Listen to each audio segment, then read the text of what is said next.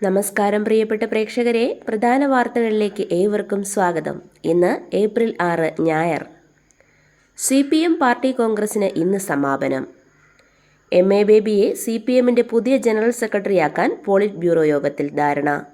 രാഷ്ട്രപതി ദ്രൗപദി മുർമുവിന്റെ അംഗീകാരം ലഭിച്ചതോടെ വഖഫ് ഭേദഗതി ബിൽ നിയമമായി. നിയമം പ്രാബല്യത്തിലാകുന്ന തീയതി പ്രത്യേക വിജ്ഞാപനത്തിലൂടെ പ്രഖ്യാപിക്കും. വിദേശ നാണ്യവിനിമയ ചട്ടം ലംഘിച്ച് 592 കോടി രൂപയുടെ വിദേശ നിക്ഷേപം സ്വീകരിച്ചെന്ന കേസിൽ ഗോകുലം ചിറ്റ്സ് ആൻഡ് ഫൈനാൻസ് കമ്പനിക്കെതിരെ എൻഫോഴ്സ്മെന്റ് ഡയറക്ടറേറ്റ് നിയമ നടപടി തുടങ്ങി. ചിട്ടി ഫണ്ട് പദ്ധതിയുടെ സബ്സ്ക്രിപ്ഷൻ എന്ന പേരിൽ ചട്ടം ലംഘിച്ച് വിദേശ ഇന്ത്യക്കാരിൽ നിന്നും പണം കൈപ്പറ്റിയെന്നാണ് ആരോപണം. കരിമണൽ കമ്പനിയായ കൊച്ചിൻ മിനറൽസ് ആൻഡ് റൂട്ടൈൽ ലിമിറ്റഡിന് നിയമവിരുദ്ധമായ പരിഗണന ലഭിക്കാൻ രാഷ്ട്രീയ ട്രേഡ് യൂണിയൻ നേതാക്കൾക്കും പോലീസിനും മറ്റുദ്യോഗസ്ഥർക്കും വൻതുക നൽകിയെന്ന കേസിലെ അഴിമതി CBIയും കള്ളപ്പണ ഇടപാടുകൾ എൻഫോഴ്സ്മെന്റ് ഡയറക്ടറേറ്റും അന്വേഷിക്കും.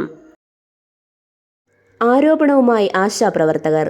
കോൺഗ്രസിന്റെയും CPIയുടെയും മുസ്ലിം ലീഗിന്റെയും നേതാക്കൾ സമരത്തിനൊപ്പം നിൽക്കുമ്പോൾ അവരുടെ ട്രേഡ് യൂണിയനുകളുടെ നേതാക്കൾ സമരത്തെ ഒറ്റുകയാണെന്ന ഗുരുതരാരോപണവുമായി ആശാവർക്കർമാർ. സെക്രട്ടേറിയറ്റിനു മുന്നിലെ ഫുട്പാത്തിൽ ശയന പ്രദക്ഷിണ സമരം നടത്തി വനിതാ സിവിൽ പോലീസ് ഓഫീസേഴ്സ് റാങ്ക് ഹോൾഡേഴ്സിന്റെ പ്രതിഷേധം.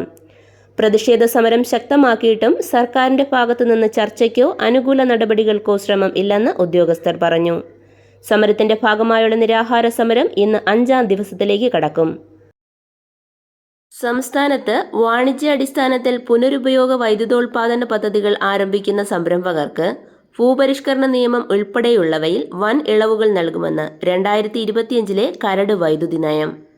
തിരുവനന്തപുരം മൃഗശാലയിലെ ഏറ്റവും പ്രായമുള്ള രാഹുൽ എന്ന ബംഗാൾ കടുവ ചത്തു. മൃഗശാലയിൽ ജനിച്ചു വളർന്ന കടുവകളിൽ അവസാനത്തേതാണിത്.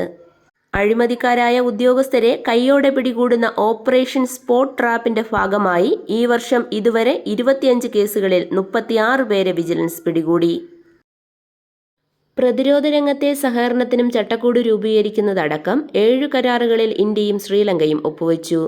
ശ്രീലങ്കയിൽ സന്ദർശനത്തിനെത്തിയ പ്രധാനമന്ത്രി നരേന്ദ്രമോദി ശ്രീലങ്കൻ പ്രസിഡന്റുമായി നടത്തിയ ഉഭയകക്ഷി ചർച്ചയിലാണ് കരാർ ധാരണയായത്. 1990-ൽ സമാധാന സേനയെ പിൻവലിച്ച ശേഷം ലങ്കയുമായുള്ള ആദ്യ പ്രതിരോധ കരാറാണിത്. സംസ്ഥാന വ്യവസായ വികസന കോർപ്പറേഷന് വർഷങ്ങളായി നിക്ഷേപമുള്ള കമ്പനികളിലെ ഓഹരി വിറ്റഴിക്കാനും പുതിയ കമ്പനികളിൽ നിക്ഷേപിക്കാനുമുള്ള നയം ഈ സാമ്പത്തിക വർഷം നടപ്പാവും.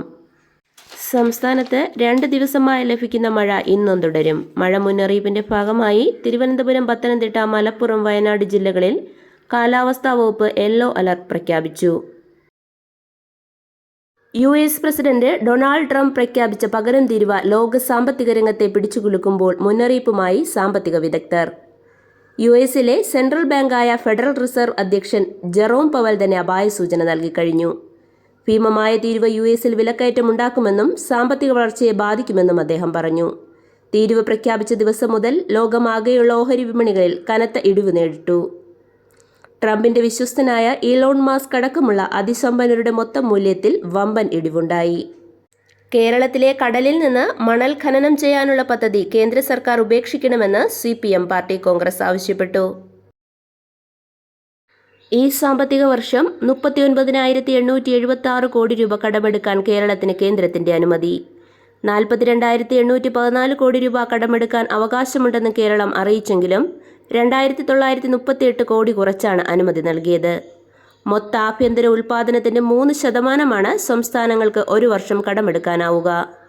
വെള്ളത്തിന്റെ ഗുണനിലവാരം മൊബൈൽ ഫോണിൽ അറിയാൻ സഹായിക്കുന്ന പോർട്ടബിൾ ജല ഗുണനിലവാര നിരീക്ഷണ ഉപകരണം ഡിജിറ്റൽ സർവകലാശാല വികസിപ്പിച്ചു. ജലത്തിന്റെ pH മൂല്യം, സാന്ദ്രത തുടങ്ങിയവ അളക്കാനും നിരീക്ഷിക്കാനും ഇതിന് കഴിയും. ക്രൈസ്തവ മിഷണറിമാരെ വിമർശിച്ച് RSS മുഖപത്രം തെറ്റിദ്ധരിപ്പിച്ച് മതം മാറ്റം നടത്തിയെന്ന് ലേഖനം. കായികം.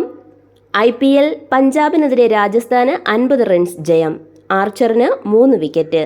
ഇതോടെ ഇന്നത്തെ പ്രധാന വാർത്തകൾ സമാപിക്കുന്നു. നന്ദി, നമസ്കാരം.